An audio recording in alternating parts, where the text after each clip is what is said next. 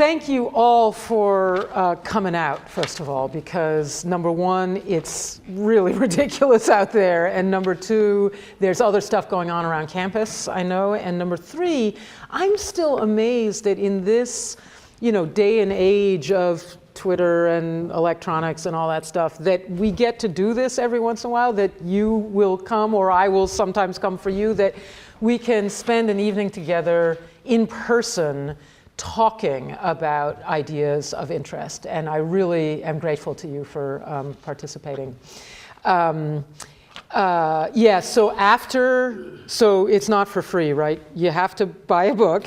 And after you buy a book, then you can go on the Argonne site. It's www.arghand.org, and we still make soap and lotion and body oil and lip balm and hand salve, which I'm sure you guys need, out of, this is local agriculture in Kandahar, Afghanistan, which does still exist. And that is where I came to this corruption issue from, in a way, the receiving end.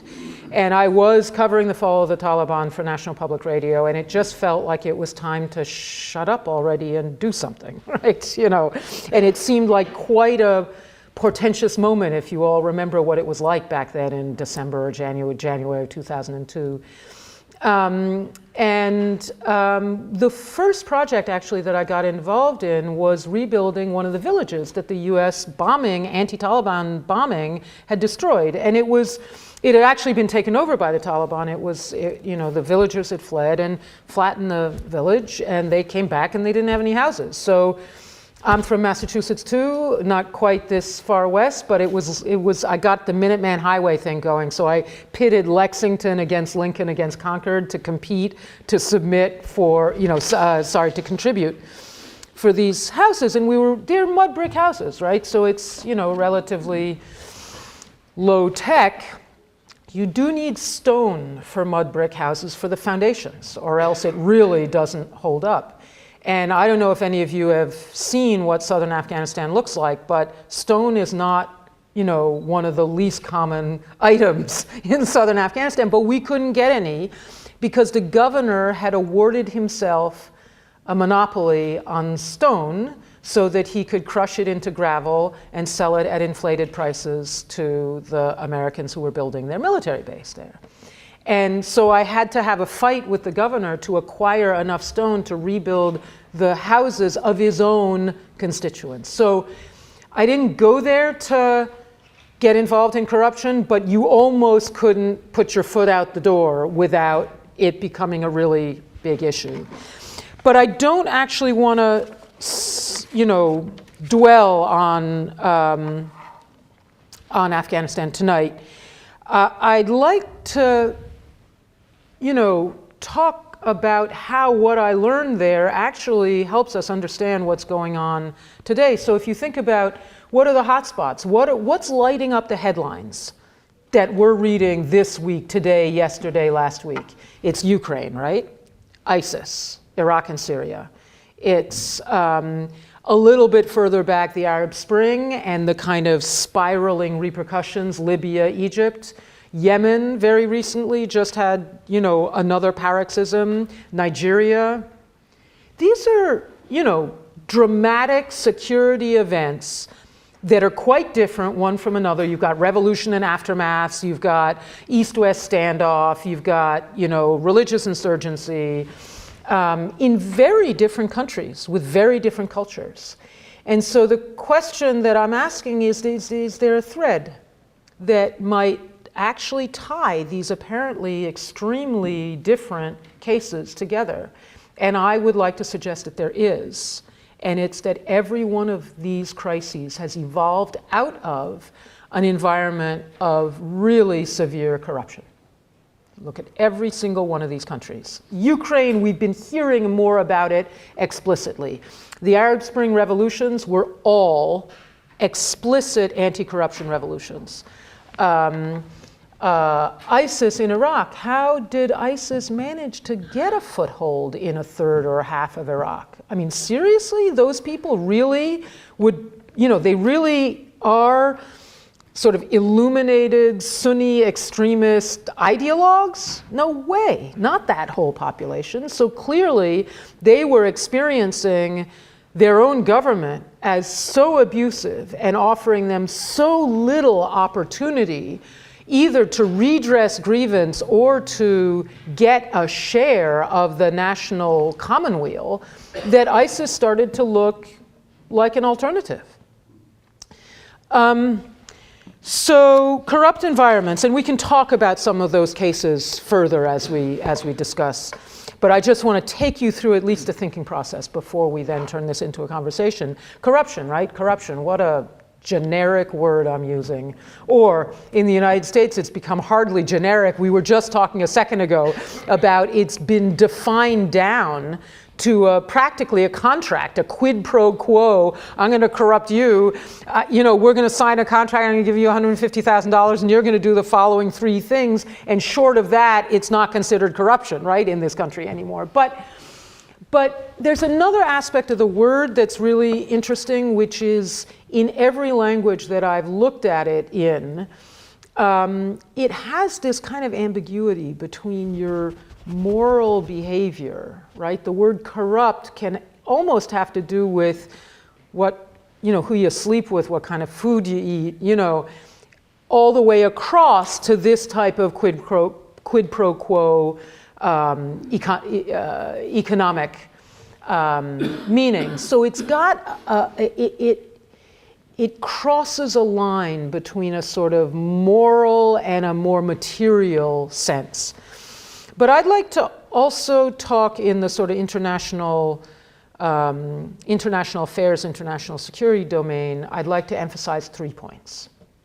One is, we're not talking chump change here. We're talking really significant amounts of money. There's an organization that does very careful work on illicit financial flows. It's called Global Financial Integrity. They calculate approximately $1 trillion a year in illicit transfers of funds, except they're not including cash, because you just can't get good enough data on cash. There are private planes in, I can think of, a dozen countries that take off, certainly weekly, with cargoes of cash. In Afghanistan, in 2010, the declared cash leaving the international airport was $1 billion in 2010. $1 billion out of Afghanistan. So you're talking really significant amounts of money that could, that make a real economic impact, that in terms of opportunity costs, what's not being bought in the countries that this money is being stolen from is really significant.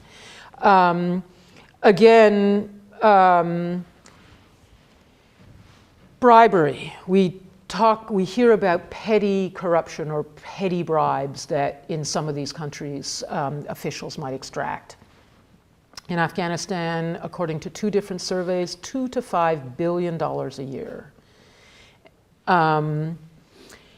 So, as I said, it's a real economic significance. It's a real development significance, but that's not really the angle that I'm, again, emphasizing here. I want to emphasize a different angle, and for that I want to point to the second aspect of this corruption. It doesn't just take your money. So I'm a citizen, or I'm a resident of the District of Columbia. We know something about corruption in the District of Columbia, right? But it's not, state of Virginia, state of New York. This exists in the United States, but it's usually just this opportunity cost side of things. It's, I don't have as good a metro extension in Washington's, public transport extension in Washington, D.C., because the contract was awarded to somebody who had paid, campaign finance, had given campaign contributions to the city council. So it's a kind of opportunity cost or an indirect cost.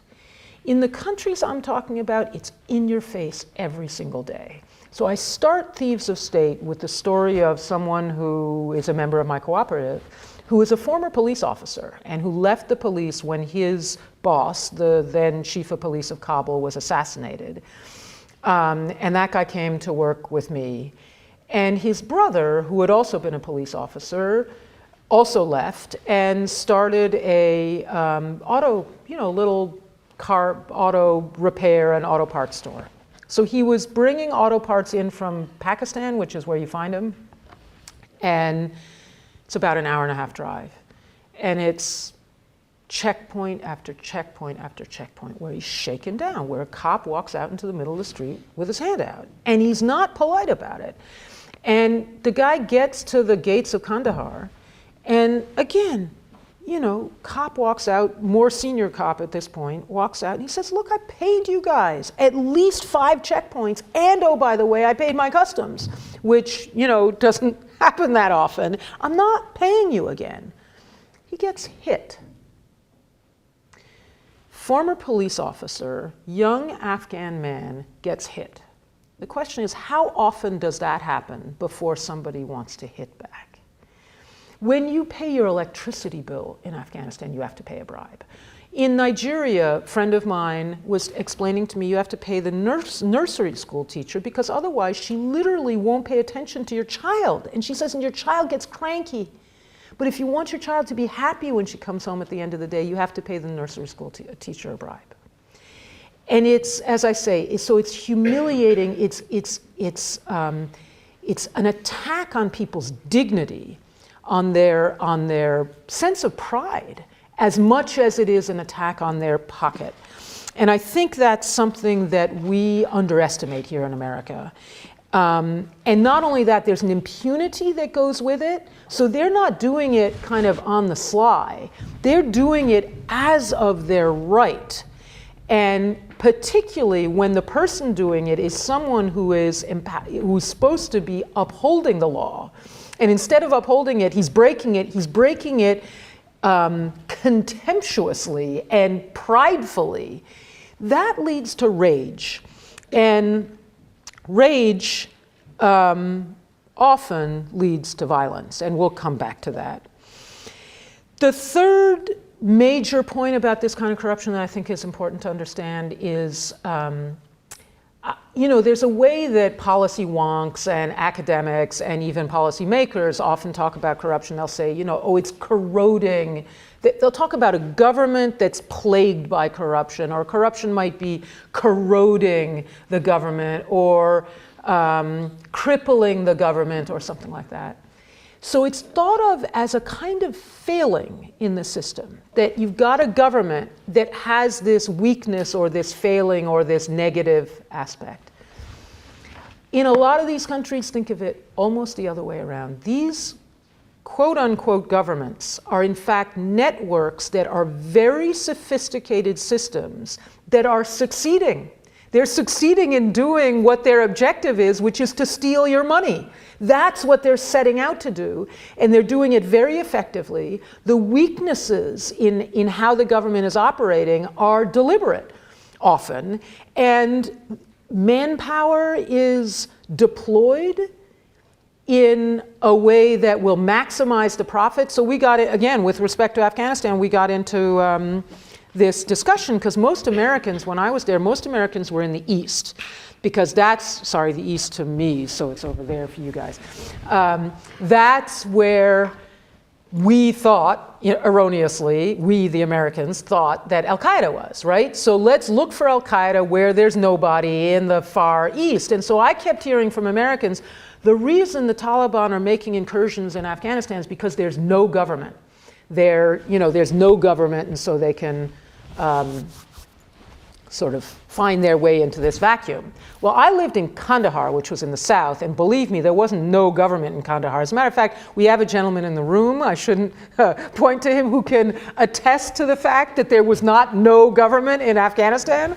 But in particular, Kandahar, where I lived, that was on it was on a major road system. It was near where a lot of opium was. It's near where a lot of marble was. It's near where incredible fruit was being grown. I mean, 8 different kinds of apricots and 3 different kinds of pomegranates and incredibly delicious and valuable fruit that was an export, that there wasn't no government there because there was revenue to be had. And this doesn't happen it doesn't happen necessarily deliberately. It's not like President Karzai said, I'm going to put government officials where there's revenue. It's that the system selected for that because part of the sophistication of this system is that it's vertically integrated. And what I mean by that is the cop on the street that kept shaking down my friend's brother, he's not just making up his poor salary. He has a terrible salary, but he's not just getting his salary up to minimum wage. He's raking in as much as he can, and he has to pay a part of what he rakes in to his superior. And that guy pays it to his superior. And it goes all the way up often to the interior minister. And so so often, maybe not the little cop on the street, but the district police chief, for example, he buys his job. And it can be really expensive. Like, again, correct me if I'm wrong, $50,000 sometimes for a district police chief position. And then you have to pay a monthly on up the line. So if you've paid $50,000 for a district police chief position, you don't want to be sent out east where you're not going to be able to make your return back. You request to be sent to one of these districts where you can shake down a lot of traffic, right? And meanwhile, if I'm the guy who got paid the $50,000 and I'm appointing this district police chief, I also want to get a good monthly. So I'm going to send him to where the revenue is. So it explains this notion, this way of understanding a government almost as a criminal organization helps explain a lot of the apparent inconsistencies in how public officials are appointed, how the system is manned, and also where the weaknesses are. So those are the 3 characteristics that I think are really important. Let me just point to a couple more on this one. Levers of power. This system will then capture levers of state power and bend them to its objective of stealing your money, right? So one of the most incredible versions of this for me was Tunisia under Ben Ali, the country that started the whole Arab Spring. Small country, very bureaucratic, quite different from Afghanistan, which appears to be chaotic, even though, as I just explained, it isn't.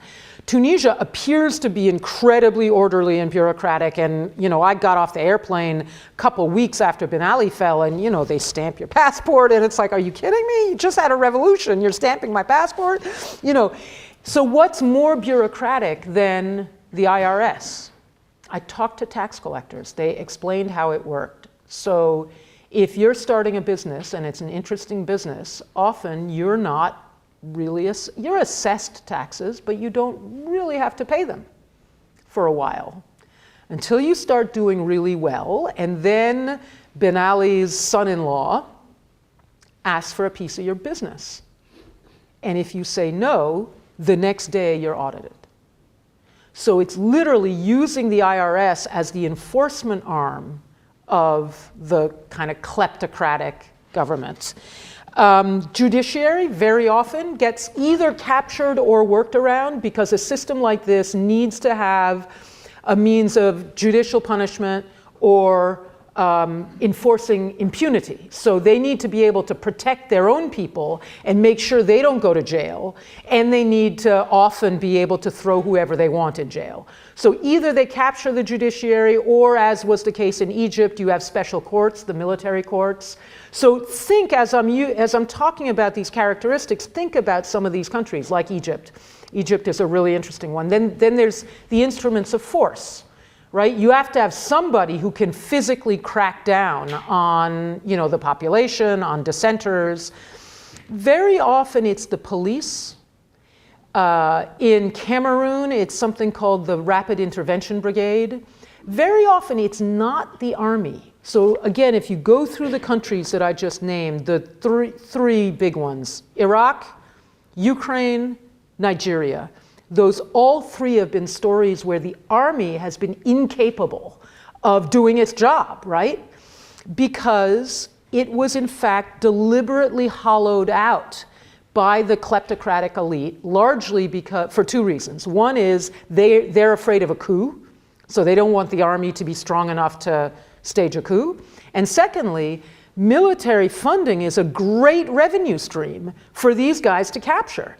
Either it's international military assistance, as was the case in Iraq. I mean, we, the United States, were just dumping money into this bottomless hole of an Iraqi army, which didn't turn into an army, obviously, that could do anything, because the Maliki government was stealing the money.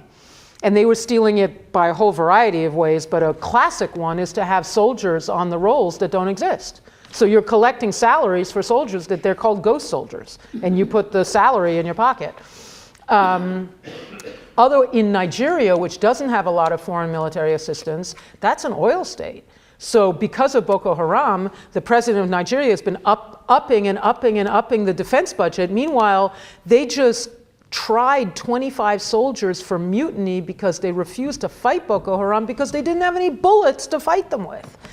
So it's the hollow, that's what I talked about, deliberate weaknesses.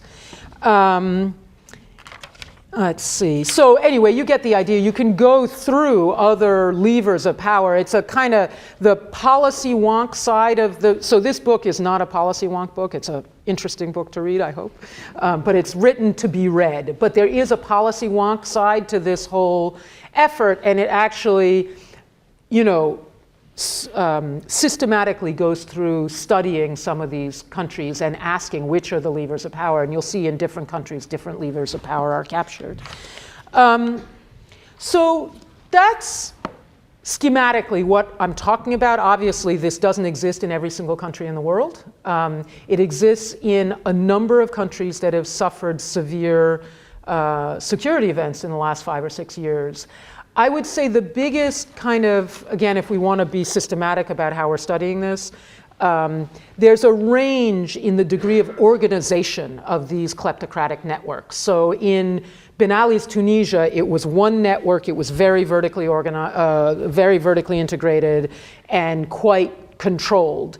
In a country like Montenegro, I don't know Montenegro that well, but I suspect that in the Balkan countries, you have a more diverse array of networks that may be more evenly matched. Sahel countries similarly, Latin America similarly, a lot of African, Nigeria is more like the single network. So you're going to have variations. It's going to look different. And the levers of power they capture are going to look different. The revenue streams they capture are going to look different. What are some of the consequences? So the first one I want to dwell on a little bit is partly because it's just preoccupying all of us, and the White House is just running a summit on it in Washington the last couple of days, religious extremism, right? What's the connection? How do I get there? How do I get from corruption to, the Taliban? A couple of ways. One is, again, think back to that kid who got hit, young man who got hit by the cop. Happens to him 3 or 4 times. He wants to hit the cop. And the Taliban hand him a Kalashnikov and say, shoot the cop. And not only can you shoot the cop, you should shoot the cop. It's your religious duty to shoot the cop. So it provides an outlet and almost a benediction for the rage that has been inspired by this type of behavior. And secondly, it offers an explanation. It says, there's a reason this police officer or this civil servant is abusing you and stealing your money. It's because they're not sufficiently pious. If only they served a government that obeyed religious law, there's no way that they could abuse you that way. They couldn't. It's sinful to abuse you that way. So they provide an explanation that at least, it may be disingenuous, but at least it fits. It fits with the worldview. And as I explored this, this was definitely what I was experiencing in Afghanistan. As I watched over the years, the Taliban kind of encroaching further and further in, and not that I hung out with any Taliban, but everybody that I know knew Taliban. I mean, that's just, by 2007, 2008 in Kandahar, everyone did, because this argument was more and more, it resonated with people more and more. So I experienced it there. I actually gave a talk in early 2010 it was a narcotics, counter-narcotics symposium, and it was 250 law enforcement and military officers from 45 countries. And I was talking about the opium economy and blah, blah, blah, but I couldn't resist showing a slide with my, vertically integrated criminal organization, the Afghan government as a vertically integrated criminal organization. And people were electrified. I thought it was like a throwaway. It was just a joke I was telling myself that, it's not all about opium. This is really the story. People really responded to it, and I started looking at the countries represented by the people who said, you just described my country. And it was Nigeria, and it was Central Asia, and it was a whole, maybe half a dozen countries where there was a religious insurgency. So I said, wow, this isn't just Afghanistan. There's a correlation here. So I started exploring that, and then this book, I bet you guys are mostly poli-sci. Are there any history majors in the room? Not a one. So you got to drag your history pals, because I am. And so I always irritate my editors. Is there one back there that I missed? No? No. I always irritate my editors by having a history thread in my books, and they can't stand it because then they don't know what bookshelf it belongs on in the bookstores. And that's a real issue for selling books. But anyhow, I couldn't resist thinking historically. And what I discovered is this reflex that says, wow, the only way to get to public integrity is by way of strict private morality. That's not just an Islam thing, and it's not just a 21st century thing. So let's think about the United States, the Constitutional Convention. And we've all heard about the fight between the Federalists and the Anti-Federalists, right? Does that ring a bell for anyone? So the Federalists, they wanted a pretty concentrated, powerful government, but in order, frankly, to avoid corruption, avoid the risk of corruption, they created this very complicated mechanism, or suggested a complicated mechanism of checks and balances. And that was essentially meant to ward off the possibility of too much concentration of power, abuse of power, corruption. The Anti-Federalists, and that was people like Jefferson and a couple others, they said, you know what, that's never going to work. You're never going to really achieve an honest government by way of this sort of mechanism, this contraption. The only way to have an honest government is to have honest people in government, virtuous people in government, and you keep them virtuous by keeping government small and the officials close to the people, elect them frequently. That's schematically what the fight was, but they're basically saying the only way to get uncorrupt government is through moral purity. Now, that doesn't quite sound like Osama bin Laden, but stick with me, all right? So I started looking at this whole Constitution thing as a way of warding off corruption, and I go through the English Civil War, which I had never heard of. I sort of had heard of that. What I had never heard of before is the Dutch Revolt. That happened in the early part of the 16th century. The Dutch rose up against the Spanish Habsburg monarchy and basically invented constitutions 200 years before we did. And I found it absolutely fascinating. And then I suddenly noticed they're all Protestants. What are the Protestants, what's special about Protestants? I couldn't figure that one out. So I said, well, I better go back to the source. So I start reading Martin Luther, the 95 Theses. So the 95 Theses, which started the Protestant Reformation, turns out to be all about corruption. It was about simony. It was about indulgences where you could basically buy your way into heaven. It was about how you had multiple, like one person would be bishop of 2 or 3 different sees, even though he couldn't fulfill the duties, but because he was raking in the money. It was about, Rome making, when there was a court case, they would call it back to Rome so that you would have to pay the fees to Rome. It was about mendicant friars, the begging friars who were actually shaking people down and paying a cut of the take up the line. I mean, I couldn't believe it. I started reading this stuff, and there were petitions that, in particular, the Germans were sending into Rome. And that diagram that I did for the counter-narcotics thing, I did, and it's in Thieves of State, I did the same diagram for the Catholic Church in 1500. It was a vertically integrated money extraction machine. And I'm not trying to make the point that the Protestant Reformation had nothing to do with spirituality or faith or, those ineffable things. Of course it did. But what's really interesting is that the aspects of dogma that were changed were all places where the church basically had a toll booth, where they had the church had a monopoly on something that people needed, and they were charging money for it. And what happened then was violent and extreme. I don't know, again, if any of you have looked at the Protestant Reformation and the religious wars, but it was crazy. And there's one episode that I described, where people in the Netherlands were going after the churches and, beating, wrecking the churches, wrecking the statues. So here we are. I mean, this could be a Protestant.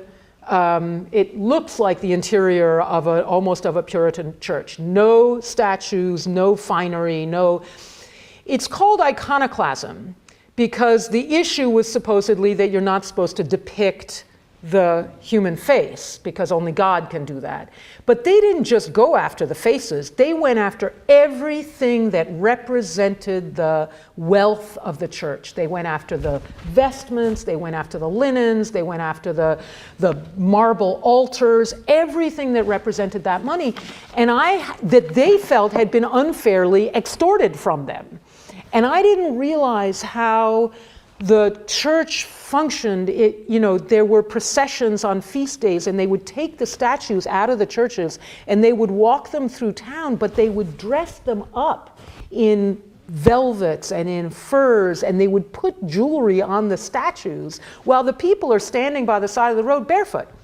And that reminded me of nothing so much as the fancy cars that the people who had, access to the corrupt money in Afghanistan were driving around Kandahar. I mean, Kandahar practically didn't have any paved streets, but people are driving cars. I had a guy who worked for me who was like 21 or 2 years old. He got a job with a contractor, and suddenly he's driving an $80,000 car around Kandahar. And it's this in-your-face contrast between, the ill-gotten wealth and the poverty of the people around it. And as I say, the reaction among the early Protestants was extreme, puritanical, and violent.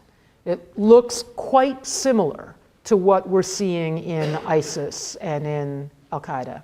So bear with me, because I'm going to take you down this road just a little bit further. Who's heard of John Locke? Raise your hand. Quite a lot. Great. Okay, so John Locke is a product of this Reformation, right? He was a Puritan who wrote just after the English Civil War. So that's about another 100 years after maybe a little more, 150, 60 years after the Reformation. And our Constitution is largely based on his thinking. So that's kind of the pedigree of this. Any of you who have heard of him and have also read him will know that I'm condensing just a little bit because his sentences he's the king of run-on sentences. But he said, where there is a barefaced wresting of the law to serve the purposes of a man or a party of men, war is made on the sufferers. Very strong language. And having no appeal on earth to right them, they're left to the only remedy in such cases, an appeal to heaven. He's basically predicting violent religious insurgency or extremism in a case where the kind of governing elite has twisted the laws to its own purpose, which is just what I said is happening in these countries. The levers of state power, including the laws, are twisted to the purposes of the kleptocratic elite. And in fact, a Tunisian used an expression with me that I just loved. He said Ben Ali, the Ben Ali family, make villainous laws that circumvent law by law. Almost the same language. And now let me put this in somebody else's words. And his name is Osama bin Laden. And he said, in this kind of a case, some people will appeal for an alternative, upright methodology in which it's not the business of any class of humanity to lay down its own laws to its own advantage. And that infallible methodology, he said, is the methodology of God Most High. So this is cynical exploitation of grievances, clearly. But my point is, if we don't understand why it works, if we don't try to reduce the grounds for the argument, then I mean, the US insofar as it's engaging in these environments. And again, the president has been doing a violent extremism summit all the last 2-3 days, and I haven't really heard this driver being emphasized. And in my view, if the grounds of the argument aren't reduced, terrorists are just going to keep getting minted faster than they can be taken out of circulation by drones. So that's a violent extremism result. That's not the only type of security crisis that I think emanates from this. I'll go quickly now. I think it's, as I say, one that's capturing our attention. But there's another one that I think is really important, which is revolution, right? And especially these days. So most of you in this audience are under 30, I think. And under 30s, most, I didn't say all, most, turn around. Under 30s have changed, they've always changed the world, but in the last 5 years have changed the world in incredibly dramatic ways. First of all, one of them by setting himself on fire, and that set a whole region on fire. And I'm talking about Bouazizi in Tunisia, who was so upset by the way he was being treated by the police, same story I've been telling all night, that he actually lit himself on fire, and that lit another 8 or 9 countries on fire. And it was people your age getting out into the squares saying, we're not putting up with this anymore. And I think there are a couple of really interesting aspects to these revolutions. One of them is that how did people pour out into the squares? You all can answer this question, right? Technology. And the technology allowed 2 things. One, for the ill-gotten gains to be even more visible than they had been before. To some extent, these kleptocrats are flaunting it because they enjoy driving around in their $80,000, SUVs. But, there was WikiLeaks, which exposed a lot of it, and there was another really interesting version, which was basically a Google Earth map of Bahrain, tiny little island kind of stuck onto the Saudi Arabian peninsula. And the ruling family, what there isn't a lot of in Bahrain is land. And the ruling family basically owns 2/3 or claims 2/3 of the island. And these pictures showed how the entire population was crammed into about 1/3 of the island. And it was something that they experienced being on the street, but seeing that contrast with Google Earth really ignited the population. It also allowed people to organize. Right? That's often how there were flash mobs, technology was incredibly valuable in helping organize. The other really important thing about these revolutions and the sort of youth element is they've been leaderless revolutions, and that's almost never happened before in human history. And why that's really important is when you have one of these kleptocratic networks, think of it as a mafia. And the way let's say you've got, I'm just making it up, but an Italian and a Spanish mafia in a town. And let's say the Italian mafia is a little bit stronger.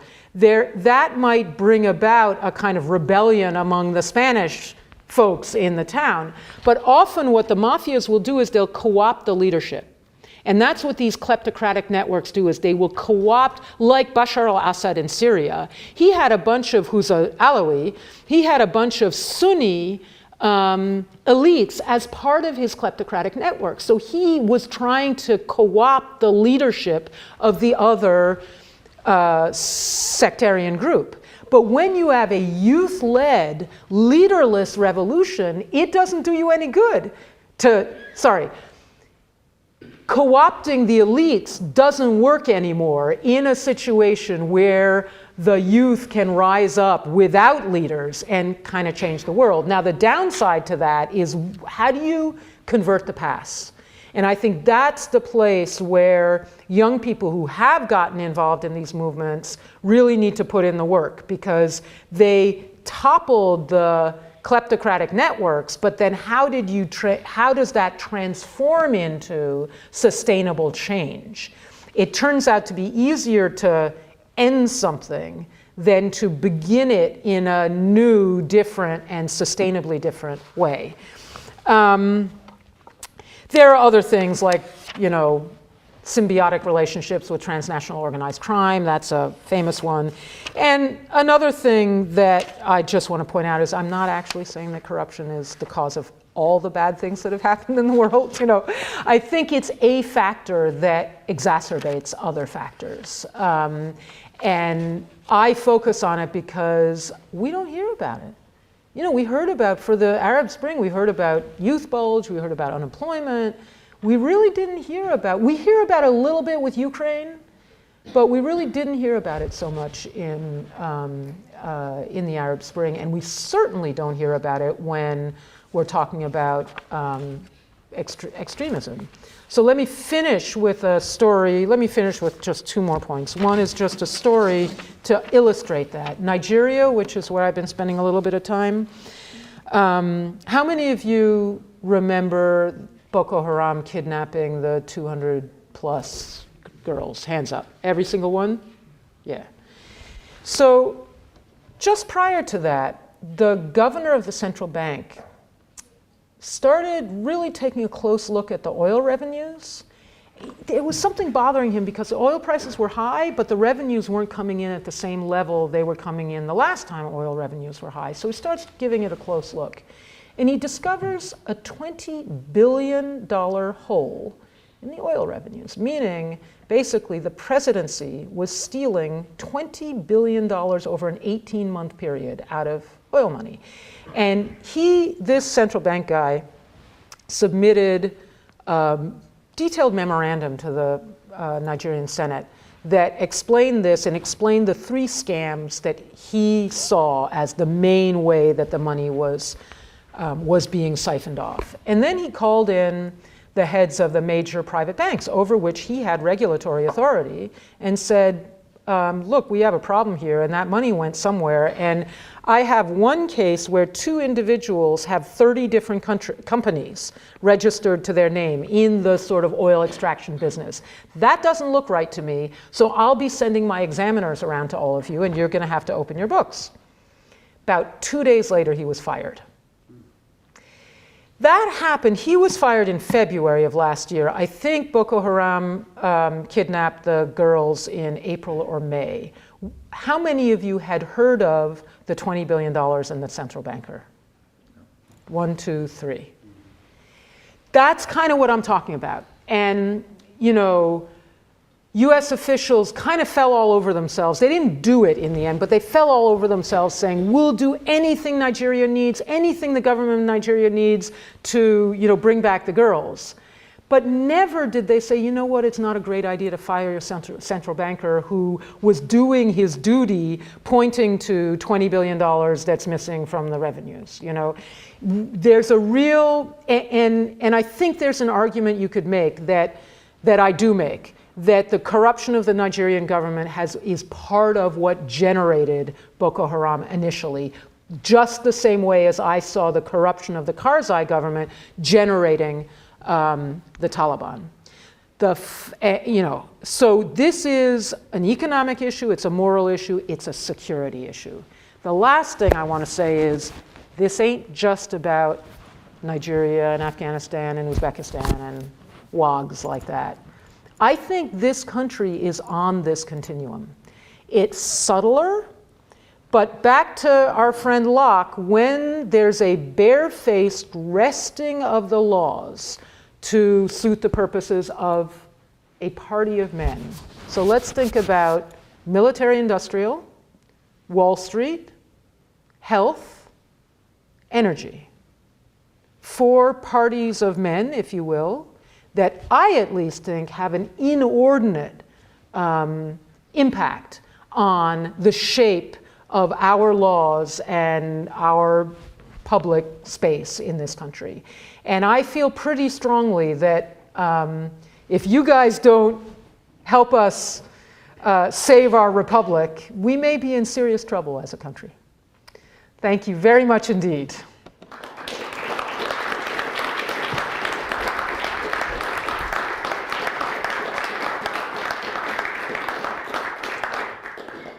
So I'd love to hear, obviously, questions, but also, does this sound right to you? And what do you think some of the implications are in some of the areas, either that you work or that you study, that you might want to work in? What are the implications of this for business? What are the implications for the intelligence community? What are the implications for foreign assistance?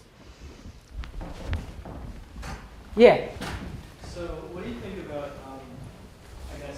U.S. laws that either allow, in some cases, or disallow American companies abroad to engage in bribing? Right.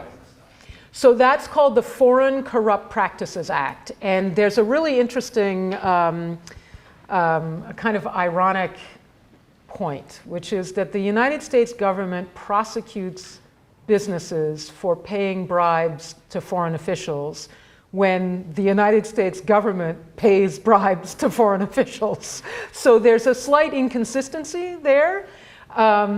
So in that regard, I think there's a real problem, right?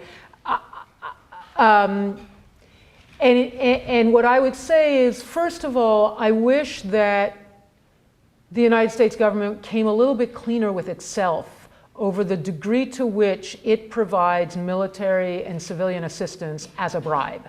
I mean, the military assistance paid to Mubarak in Egypt was a bribe to ensure that he continue, honoring the Camp David Accords. But more specifically, I think it's a good thing to keep businesses from paying bribes to foreign officials, or to dissuade them from paying bribes to foreign officials. What I recommend is that that act be used much more strategically. So what happens now is it's kind of like a lot of laws that are enforced when it's easy to enforce them.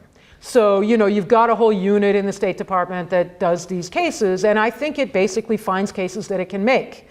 What I think would be a much smarter way to use that law, and that's kind of the overall recommendation that I would make to the US government, is let's pick 4 or 5 countries, 3 to 5 countries, that, let's say, are security risks because of the interaction between severe corruption and one or a number of other risk factors that we've put on the list as, wow, this could be Tunisia 3 years from now. So we would like to start having an impact on the corruption to reduce the likelihood. I mean, Tunisia's okay, this could be the Libya. I mean, it could spin out of control in really dangerous ways. So we want to focus on Cameroon, let's say. And then what I'd love to see is the various instruments of US power kind of focused on Cameroon together. So then I would use Foreign Corrupt Practices Act cases as a way, frankly, to get at the bribe takers. So not only at the bribe payers, but the bribe takers. And you do it the way you'd go after an organized criminal network. Oh, you want to get this guy up at the top? Well, let's start, with some of the lower down guys. So, okay, this is a node that I want to go after. What are the businesses that are maybe working in that sector? Let's see if we can't make a Foreign Corrupt Practices Act case against a business, and then as part of the settlement, we get them to give us a lot of detail on the bribe taker. And then using that detail, we can start denying visas, we can start, seizing assets and things like that. I'm asking for more coordination than I think the US government is capable of, but let's shoot for the moon, right? Do you have any thoughts about it? Well, I think your point is pretty good, but I guess on the other side, how difficult would that make doing business abroad? Right. So then we get, that's again a really important question. There are countries where you almost can't do business without somehow slipping somebody something. So there are a couple of answers to that. One is, in a high-risk country, I might say, then let's not. And if you then answer to me, well, China will, I say, great, let China do it, and let the next generation's Al-Qaeda go after China instead of going after us. I mean, it doesn't solve the global problem, but at least it reduces our security risk. So that's one answer. The other answer is something called collective action. And it's something I never really tried in Afghanistan because I didn't really know enough about this and I didn't really think it through. But it's where businesses actually gang up and they agree amongst themselves, they're not price fixing, they're saying we're not going to pay a bribe. And in some cases, particularly where the businesses are significant economically, that can actually have a pretty important impact on the environment. Yeah. So you talked a little bit before about how you have these kleptocrats, and in Libya, Gaddafi, you had Bashar Assad, you had Hussein in Iraq, and there's suppression of the civil societies beneath them, and their the lack of a fair and impartial justice system, and also the lack of free press. It seems like they designed that. So in the situation that they will be ousted or that they are ejected from their seat of authority, what's left beneath them is really, no structure or no order that they can impose. So I was wondering, what you thought in terms of how is a society supposed to restructure itself in the short critical period when a leader's overthrown before interests within the country start competing against each other and tearing it apart? I think it's a really critical and important question, and it's absolutely true, and I've seen it in a number of cases. So what's really interesting is in a number of these countries, another one that appears in the book that I haven't mentioned is Algeria, where it actually suits the ruling autocrats, and here you're talking in much more democracy terms, whereas I've been talking more in this kind of political economy terms, but let's take your framing of it. It suits them to have no moderate kind of opposition, because a moderate intellectual, and this happened to Afghanistan where the Soviets started just assassinating the intellectuals, and then the Taliban came and assassinated the ones that the Soviets had left behind, kind of thing, because precisely as you say, because they don't, in the case of the autocrats, they don't want sophisticated political opposition. What they love to have is people that they can brand as terrorists. So as you say, they hollow out the institutions partly for monetary reasons, but also to prevent there from being any real petri dish that could develop into a serious opposition. And in this day and age, if they brand all of their opposition as extremists, then they get to kill them. And oh, by the way, we'll help them kill them. So that's happening all over the place right now. And you see it again. Sisi has branded everybody who's essentially not with Sisi as a terrorist. I mean, the entire Muslim Brotherhood movement has now been branded officially as terrorists.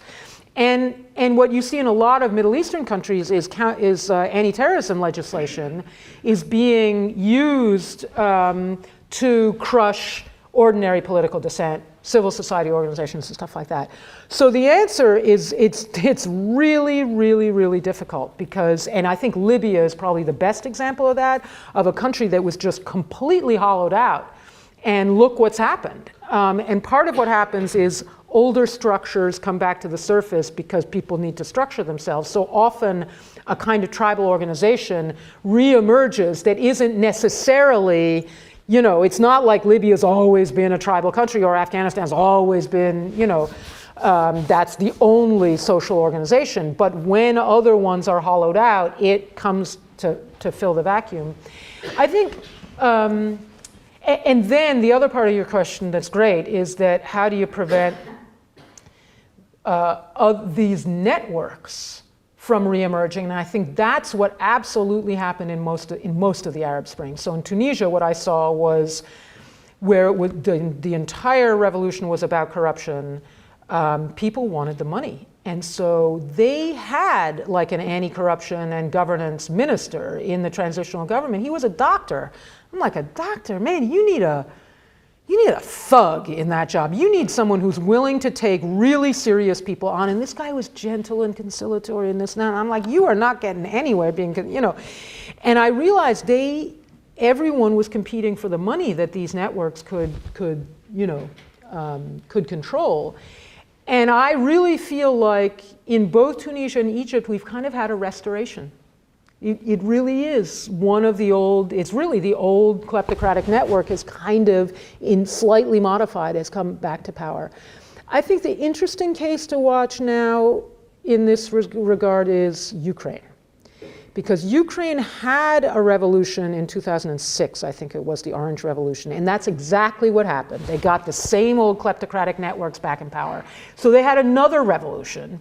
And in the interim, those civil society organizations were able to structure themselves. They were able to get quite sophisticated on this stuff. And so now you're looking at a real struggle because you've got sophisticated, veteran civil society organizations that want to exercise independent watchdog role.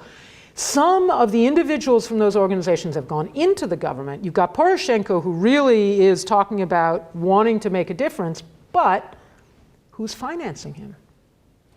The old oligarchs. So you're in a place where the old structure, how can he really take down Privat Bank when Privat Bank is financing him? So one way is there's something called the IMF, the International Monetary Fund, which is about to provide a huge injection of cash into Ukraine. So the question is, will the IMF choose to condition that support on really serious reform package? And they're paying pretty good lip service to it. But Russia's there, and maybe once again we'll say security trumps governance. But my feeling is the IMF could make it much easier for Poroshenko and the reformers to do what they want to do, because then they could say, hey, it's not me. I'm really sorry, benefactor, but it's the big, bad, faceless IMF back in Washington. So that's, again, a way that sometimes getting the alliances right can help. But I think you put your finger on, one of the worst problems of all of this. Yeah. I'm interested where corruption comes from. Ha. In the first case, in Afghanistan, and I'm sure it's similar elsewhere. You had, prior to the war, you had rishwat, you had bribery, and it was an accepted part of economic transactions, and probably even a necessary one, where it's almost like a service economy, an economy where your salaries were so low that it was dependent upon the tips that you got through the services you rendered. And it didn't seem to have a destabilizing or a negative impact. Most of the money stayed within the community. It didn't go outside. But at some point, it becomes cancerous. Yep. And it's when you have places like Dubai where money can be siphoned off, where you have banks and places you can deposit offshore, where you have other ways of getting that cash out of the community, out of the economy. But there's that transition where something that's sort of as a normal modus operandi becomes pernicious and cancerous on the society. So I agree there's definitely a tipping point, and I'll get to that in a second, but I'm a little cautious with the it's necessary argument, because I actually think again, you don't need to have those salaries that low. That's a choice. That's a government choice to keep the salaries so low that then people just to live need to take bribes. And there's also a difference between rishwat, bribes as a tip, when it's truly voluntary. And that was when I talked to at least my friends about this, I would ask them, what's corruption? And they felt once it's required, when it's obligatory for a public servant to do his or her job for you to pay, then you're already getting into territory that they didn't like. Whereas I found that, again, my Afghan friends, and I suspect yours too, would pay cash gifts to people that we wouldn't. If the cop went out of his way to help you out, you'd give him a cash gift, which I think Americans wouldn't. So what I often got from people is if you have to pay someone to do their job, or you can pay someone so that they won't do their job, that's already getting into territory that's not that acceptable. The second point you make is a really critical one, and it's in my diagrams, which is the direction of the money flow. A patronage system is not what I'm talking about here. Patronage system, money goes back downwards. As you say, it stays within the system. It's not being siphoned up. The arrows aren't all going up and out. They're going more, at least a little bit circularly. And I think that's what you're trying to say. So I asked people in each of the countries I looked at carefully, was there a tipping point? I mean, again, corruption, there's always been corruption in human, government. And so why now? Why is this provoking so much instability now? Can you tell me a year that this went off the rails? And I get a year. From almost everybody, I get a year. And it's late 1990s. So I think you're touching on part of it, which is the offshore, and what the offshore is part of is the globalized economy, right? But my hypothesis is that this is connected to the collapse of communism and the sort of Reagan-Thatcher, hyper-liberal, greed is good ethos, that something happened in that period, so let's say in the 1980s, where one ethos was totally discredited. And I'm not saying that communism wasn't corrupt, that it wasn't detrimental, that it wasn't hypocritical, but it did have, at least explicitly, the notion that there should be a relatively equal sharing of resources, and that may have been what dampened economic activity, but there was this sense of basic equality. The people at the top, they could enjoy a nice life, but they could not rack up Lamborghinis in front of people's faces. They could go to their dacha, someplace out of sight. And interestingly, that's how the Egyptian military still does it. They don't amass visible, conspicuous consumption. They enjoy perks, but it's kind of out of sight. And so interestingly, the Egyptian people's anger was not directed at the military. I had thought that it was, because Mubarak had been a military guy, but their anger was directed against his son and the crony capitalist network around his son. So interestingly, Gamal Mubarak, the son, when I asked Egyptians when did it all go wrong, they said in 1996. When Gamal Mubarak came back from London, where he was working at Bank of America. So there's something that started to happen there, and it also includes the sort of excessive Weberian, if you make a lot of money and show it off, that means that you're working harder it means you're better than everyone else, which was sort of the ethos that was promulgated. I'm obviously schematizing a little bit, but by Reagan and Thatcher. And so here we are back in the world of banks and the world of deregulation. And so I actually think that the phenomenon I've been talking about tonight is not unrelated to the financial meltdown here in the United States. I think these are aspects of a similar, really big kind of world development in the political economy, political moral economy of the world. Yeah. one of the things that's been going through my mind, and I've been trying to reach back, it's been a long time since I read a book that, you know, maybe it's not that credible to you, but maybe it is, Confessions of an Economic Hitman by John Perkins.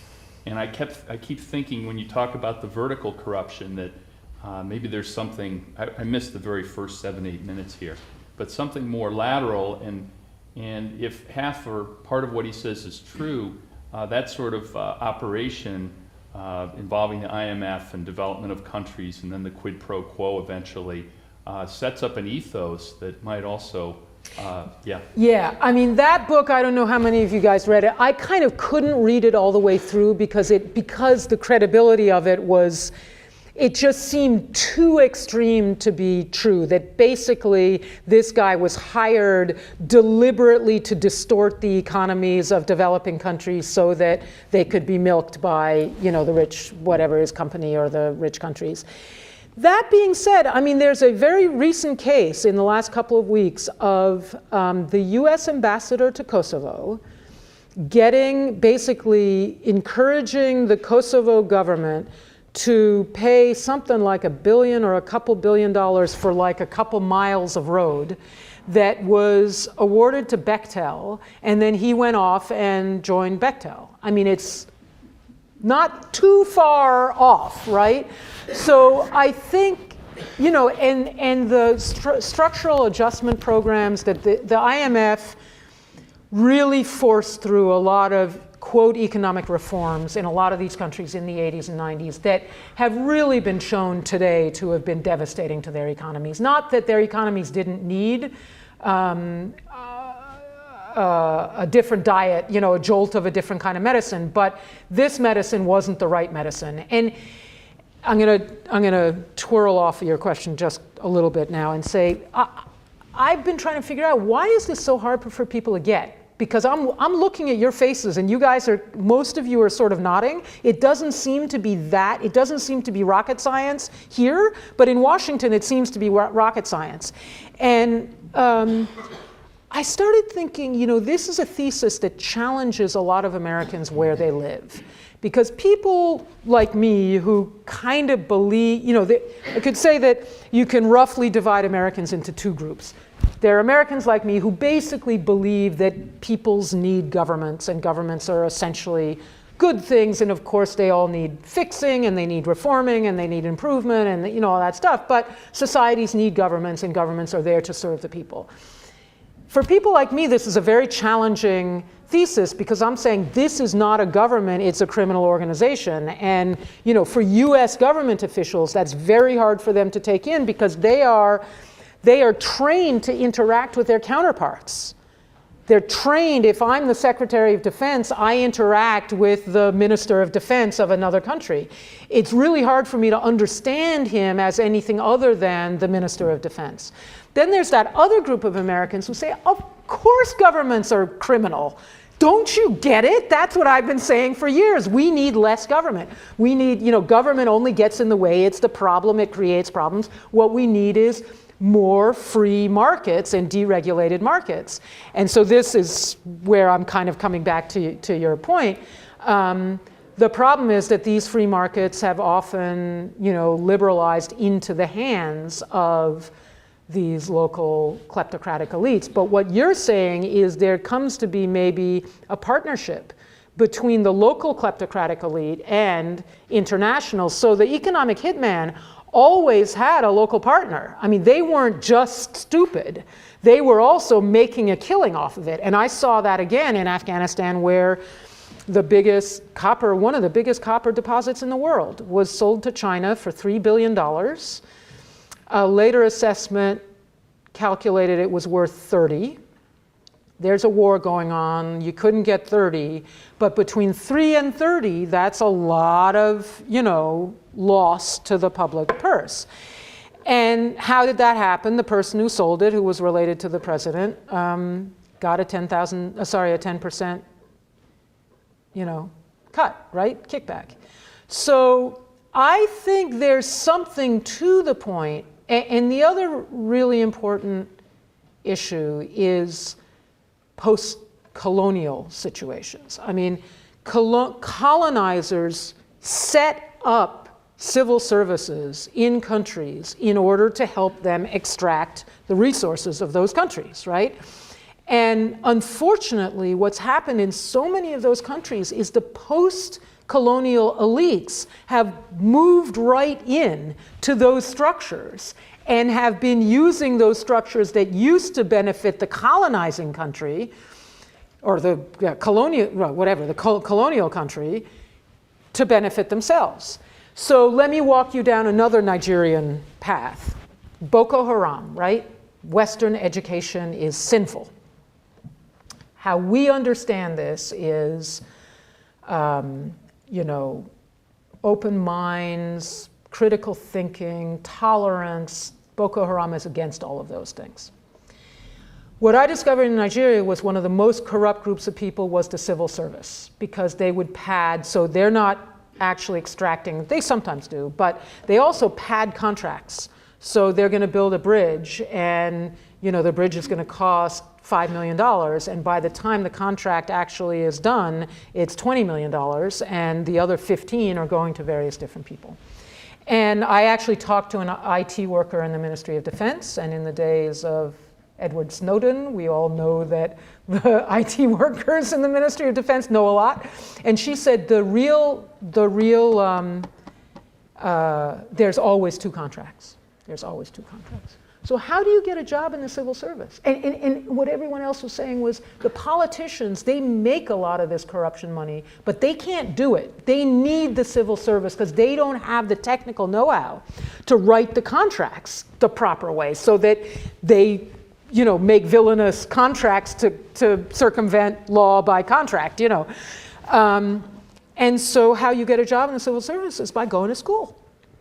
And you often can't get into school without paying off the principal to get into school. So to a lot of people, school, Western education, which was set up by the British as a way to extract the resources of Nigeria, is now being used as an intake valve into a corrupt system.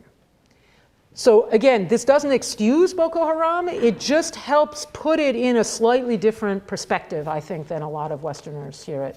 I was kind of dancing around your question, but you'll forgive me? Yeah? Do you see any correlation between the narrowness of the verticality of the corruption and the success of groups like ISIS and Boko Haram? I think that's really interesting. I would put it a slightly different way. Yes, I mean, number one, yes. The more people who are excluded, the more, fodder there is for an ISIS or a Boko Haram. The other really important factor is, I talked about intersecting with other risk factors. When there's also a deep identity rift, again, in sort of academic speak, it's called horizontal inequalities, which is when there are groups that are systematically, so when you say narrow, that sense of narrowness is even more exacerbated when there's a clear identity rift. So Muslim, Christian in Nigeria, Alawi, Sunni in Syria, etc. So that exacerbates the feeling. And the other thing I would say is that what I'm finding is when there's a narrow, vertically integrated, and quite organized kleptocratic network, and a small number of them, I'm more often seeing revolution or insurgency. Whereas when you have more diversity of networks, you get more like civil conflict. Or you have meltdowns like Mexico or something like that. So the type of security threat that emanates from an acutely corrupt country will look different, I think, based on, in part, on how those networks are structured. Students, come on, folks. You surely have something to say. Where am I getting it wrong? Yeah. Sort of going off the frame of Western values you were talking about in ways that Al-Qaeda namely is able to frame things. Yeah. If they are able to make the picture of Western liberal values as plain corruption, partnerships with Saudi for energy, different things like that, and paint that as the Western values, they can get away with either with manipulating the religious doctrine to Totally. that it's true, right? So, for example, in Afghanistan, President Ghani, I think the Afghan Taliban said they wanted to negotiate. So, like, how would we go about finding a medium between some sort of negotiation with them and them trying to be, you know, somewhat just religiously, but at the same time working that into a government that is already corrupt and they're not going to want to, you know, move aside and reform what is there because they're already benefiting from it. Yeah, I mean, I think that's the bind that has been gotten into. There's a lot in that question, so bear with me again. On Afghanistan, I don't personally think a binary negotiation between a repudiated Afghan government and a repudiated Taliban movement is the way out of that conflict. I mean, I don't understand why this was elevated for years as the be-all and end-all of let's get these two together. Whereas there were plenty of people who had issues with the Afghan government who didn't take up arms, and they were excluded because they didn't have really any traction on an electoral process because the elections were stolen, and they weren't really being invited into a negotiating process. So my recommendation for years was, let's have a peace process with a round table, not a two-sided table, a round table where, yes, the Afghan government would have a seat, and yes, the Taliban would have a seat, and then other representatives of other stakeholders, including ordinary people. So it's not just another elite bargain. Remember, I was talking about like elite bargains. This turns into an elite bargain between the two worst elements of the elite. And then the next step that people usually go to is an elite bargain among, you know, warlords and those guys. I think a process could have been developed that was really a bottom-up representative process that would then have been talking about governance issues. And that's the only way that I could have seen, once the US decided it wasn't going to address corruption in any way, shape, or form, that was the next kind of recommendation that I thought could have potentially delivered, it had a chance of delivering a better outcome than I think we're likely to see. Let me play the same scenario out in Iraq. Okay, so Iraq, ISIS starts taking over a big chunk of Iraq, and the president says, we're not going to help you so long as Maliki is still prime minister of the country, because clearly his abusive governing style has been part of what has caused Sunnis to be willing to let ISIS into their territories. I think that was a good move. But I don't think it went far enough, because then all that happened was a switcheroo at the top. One individual changes, and then we come in and give our military support. And what I saw was diplomatic activity in support of a military operation. So I don't know if you guys have heard, but I mean, I feel like I've heard the president say several times, there's no military solution to this, to this problem of extremism. And yet we keep getting the military solution, right? I mean, he keeps saying that and then giving us a description of his latest military solution. So Secretary Kerry goes running around trying to get this coalition together to help us bomb ISIS, right? So we have diplomacy in support of a military solution.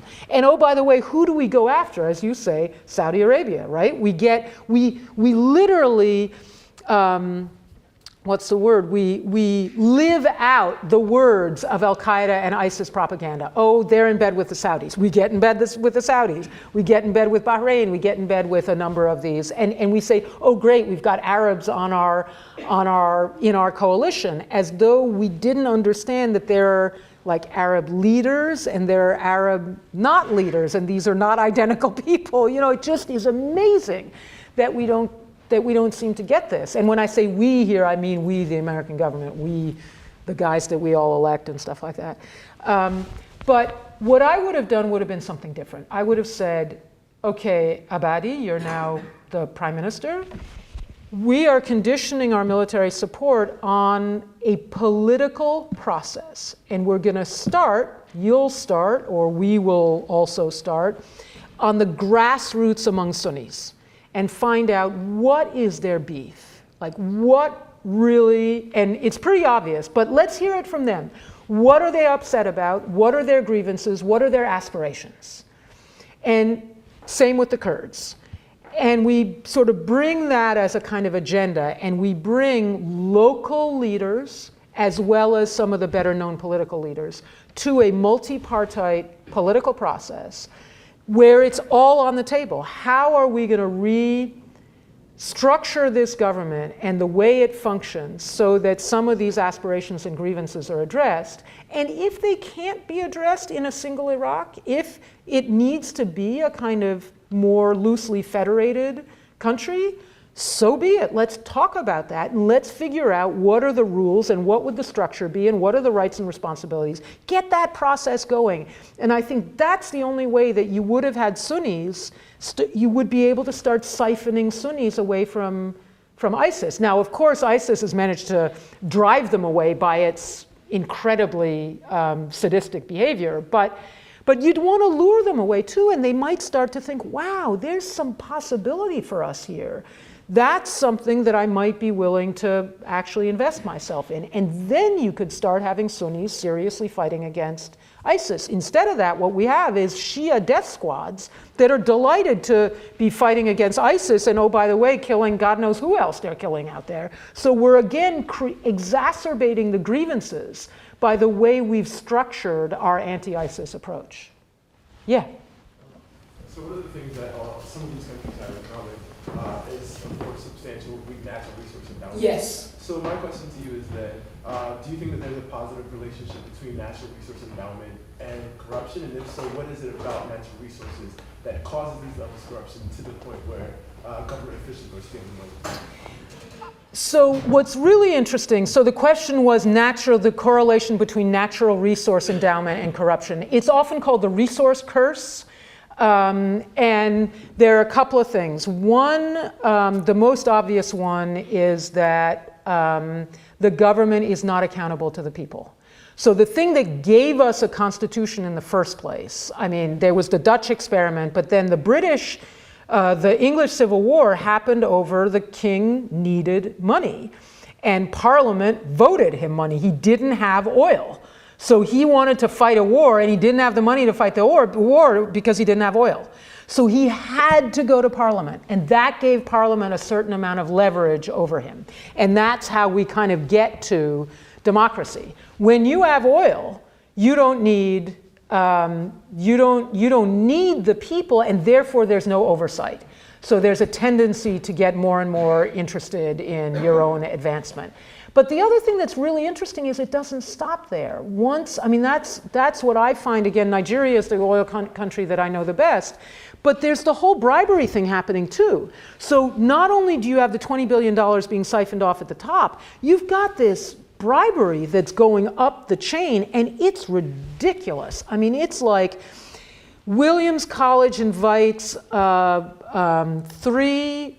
professors from a Nigerian university over here for a month, and they've got a kind of leader of the group, and they get a per diem. Williams gives them a per diem. Believe me, the leader of that group is going to hit up the other 4 for 10% of their per diems. I mean, it's everywhere. It's incredible. And then she is going to be paying some part of the cut that she took from the other 4 teachers to her department head back in Lagos. So that stream is going up. Again, in Afghanistan, that stream is worth $2 to $5 billion. I can't imagine what that's got to mean it adds up to in Nigeria. So what's so interesting is once the doors are open because of the resource endowment, it doesn't stop there. It doesn't stop there. It's also the petty bribes coming from beneath. And then that means everybody at every level says, well, they're taking it, I'm going to take some. And it's customs revenues. And then the final thing about resource endowment that's tragic is that it leads to a de-diversification of the economy. So in Nigeria, again, the one I know best, it had better agriculture in 1960 than it does today. more productive, more varied. It was, now, the population has exploded, but it was feeding, its own people. It was exporting agriculture. And it had a small manufacturing base and stuff like that. All of that's it's just gone away. Partly because it gets actively destroyed, because it gets preyed upon, but partly also because everyone's just interested in the oil. Yeah. And I felt like there was one over there. This is a gross oversimplification, but it seems like when you talk about the people in these countries and the grievances that they have and the violence that results from it, it seems like it's kind of like a closed system. There's a government or a mafia almost that is suppressing people and stealing from them, and then these people rise up. But it seems like, I don't know what the exact figure is, but it seems like a big percentage of ISIS is actually foreign. And so people from Chechnya, I think people from Britain, Australia even. So I was wondering, about why it isn't a closed system, and I think Professor Edwards talks about this in his work on social media and how they have very effective propaganda schemes. But how does that play into the development of ISIS? Yeah, and I think that's a great question, and I'm not trying to explain the whole phenomenon through this one lens. But what I am trying to explain is how does ISIS take over a third or half of Iraq? That's really what I'm looking at. I'm not so much looking at who joins ISIS, but it's also, I'm partly looking at that, but it's also how does it manage to expand beyond this core of quite extreme ideological people. Because if it were just the ISIS people, they couldn't have taken over Mosul. They couldn't have taken over. So it's that, and that's, again, what I experienced in Afghanistan was the actual Taliban, living in Pakistan and coming across the border were very few in number. But how is it that they're able to establish how can they implant themselves to the degree that they can? Then, as you say, the propaganda taps into grievances that individuals might feel in a whole bunch of and gives people a sense of meaning and a sense of purpose and things like that. But again, it would be really interesting to know what the actual makeup of ISIS in Iraq is. Because I think you're right, obviously you're right, we're all hearing about the foreign fighters, but I don't think that's all of it. And I don't think, as I say, locally they can't be as competent as they are locally without a bunch of Iraqis. And it started out in Iraq. So there is a mixture there. I felt like I see you standing up, but I felt like there was one more over here someplace, no? Well, I just want to say two things. One, Sarah will be signing some books at the end of the talk, so I hope people can purchase some books and then talk to Sarah a little more. I want to thank Greg and the Stanley Kaplan program for all they've done to put this event together, as well as Carrie Green. And most importantly, obviously, I want to thank Sarah Chayes for just a fabulous... Thank you.